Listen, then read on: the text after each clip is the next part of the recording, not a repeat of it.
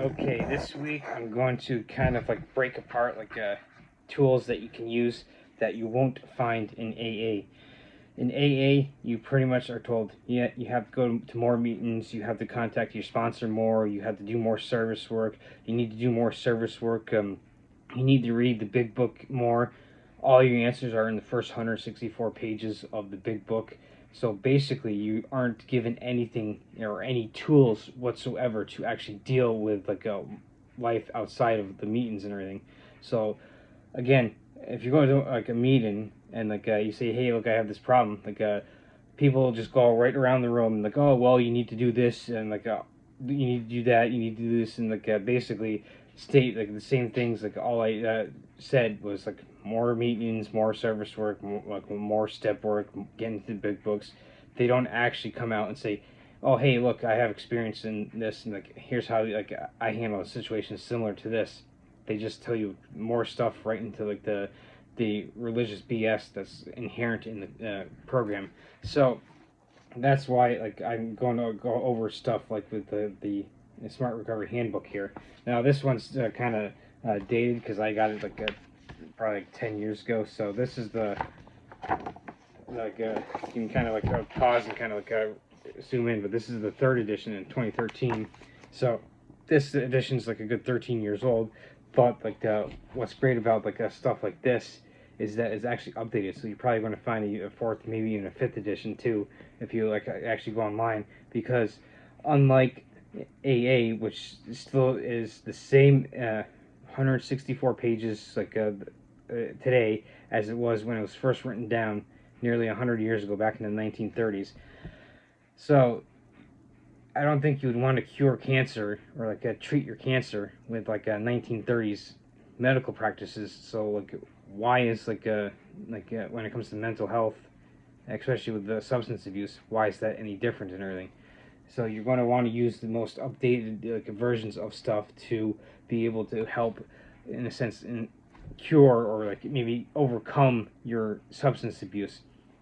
So, and this week, what I'm going to do is kind of showcase, and these subsequent weeks, I'm going to showcase different stuff that you can use to kind of in essence, get tools to be able to deal with life and everything. So this week, I'm actually going to showcase the lifestyle pie chart and everything that they use. So what you do in this is you take several different things in your life that hey, look, my physical health, mental health, emotional health, and then relationships, finances, then maybe my basic needs of food, water, and shelter, and basically you put in here what you actually value in life, and chances are you're not necessarily going to put in yeah, I value getting drunk all the time and everything. So then what you do in this pie chart, as I keep flipping it back up and forth, is you'll rate it from a 1 to 10 in each in a sense pie,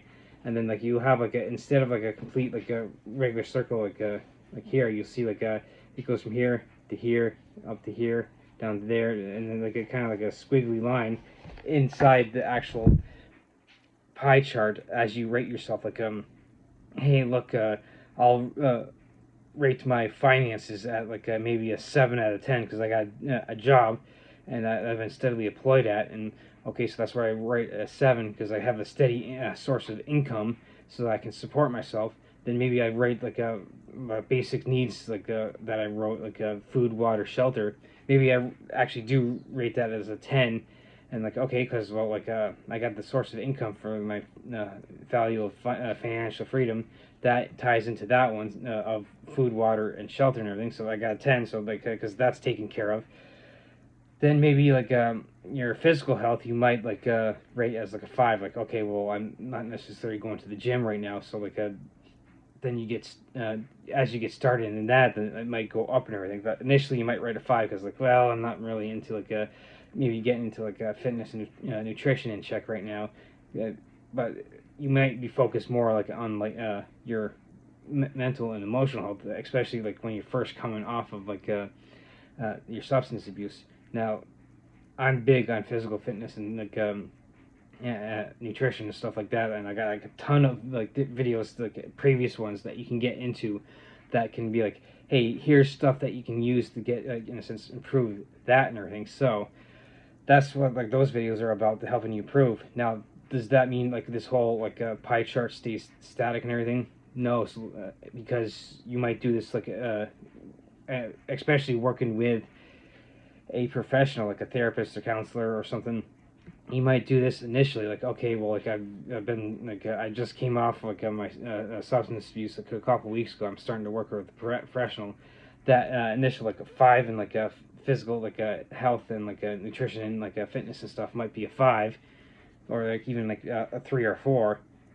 But then 3 months down the road, like maybe you're starting to go to the gym like 3 or 4 times a week. You may go from say like a 3 or 4 to maybe a 6 and everything.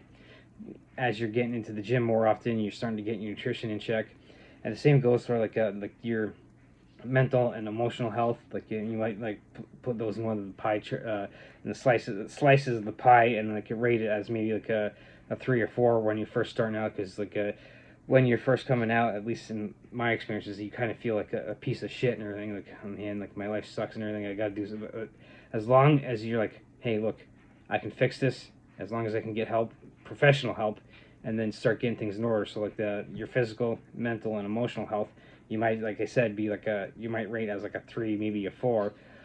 But in the subsequent months, and maybe course over the course of like a year or two, as you're working with like a therapist or someone a professional with this and everything, you might go from like a 3 or 4, like I said, to like a 6 or a 7, and then maybe like 5 years down the road, when you get the kind of stuff in order, okay, like you're going to the gym regularly, like at least 3 or 4 times a week. Your nutritional intake is like a perfect, or like you have good nutritional balance like 90-95% of the time. Like maybe you treat yourself to go out to eat, or like maybe you have that donut every now and then, so that's that like 5 to 10% where you kind of give yourself a little leeway.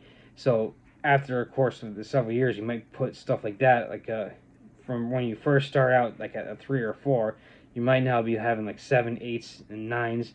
And I'm going to say like it's kind of hard to rate yourself at a 10, because I'm going to say there's always room for improvement. But you could say like, oh hey, this like you could do it month by month. Hey, this month like these 3 like my mental, physical, and emotional health are 10s, because I'm actually doing great this month and everything. And then it might slip back down to maybe like a 7 next month, because you might be hit with some unexpected news or something. And so, but the point of this pie chart is kind of like in essence, kind of give yourself like a visual. So like I'll bring it up and everything. So what you can do is like you can do this, like I said, like month to month, maybe like in the beginning, maybe week to week and something like that, or like to kind of get yourself like thinking on like, okay, how do I get myself better? Like how do I start like okay, well, mental health, okay, is trash. Okay, like I'm going to a therapist and kind of sorting out the weeds and stuff, and your emotional health is kind of like tied into that too. Okay, you're starting to like do that, so like it ebb and flows. And the same thing like with like your physical health. So like it ebbs and flows. So like you might be like getting up to, like I said, like a 7 or 8 by going to like the gym regularly. You could be like unlucky, or like have an unfortunate accident or whatever, where you get injured. And so like you might be for like 3 months with like your physical health going to the gym at like a 7, 8, and 9, because you're really sitting there like crushing it. Like you find yourself like a bunch of like programs, like the Athlete X ones that I do reviews on. Like, oh man, I'm sitting here like I go through like I've gone through like 3 programs already. I'm crushing it. And then the 4th one, you have like maybe like a dumbbell slips out of your hand, like and you drop it on your foot and everything. You get an injury, so you're out for like 2 or 3 weeks. So it goes from like a 7, 8, maybe a 9 back down to like a 4, because oh now you're nursing an injury and everything. So it's like kind of like an ebb and flow, and it's not like a set like a static point or whatever. So like but that's the point of these videos, to kind of like showcase like, hey, look, you get actual tools and stuff like this that you can use in your life, and that can help like track your progress and everything.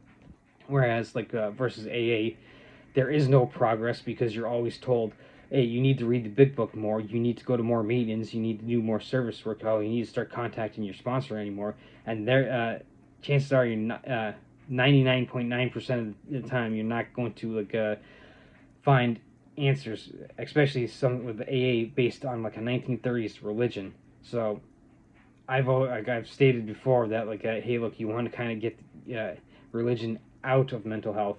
Now, if you want to get into any type of mythology after the fact, okay, maybe you are interested in Christian mythology or Nordic mythology or maybe Chinese mythology. That's great. Get into after the fact, but it's not like the de facto you need to do this. You need to get into a religion to be able to fix your mental health and everything, and your substance abuse. That should be at least as I say, should, if not could and would be the last thing on your mind when you're starting to get your mental, emotional, physical health and finances and everything in order. That should be the last priority, not hey, look, fuck you. You need to get religion first and foremost to fix yourself. So that's why you want to get into stuff like this. And like I said, in this video and the next few videos, I'm going to be going over stuff in this handbook and be hey, look, here's stuff that you can use that can actually help you and give you tools to be able to improve your life and overcome your substance abuse.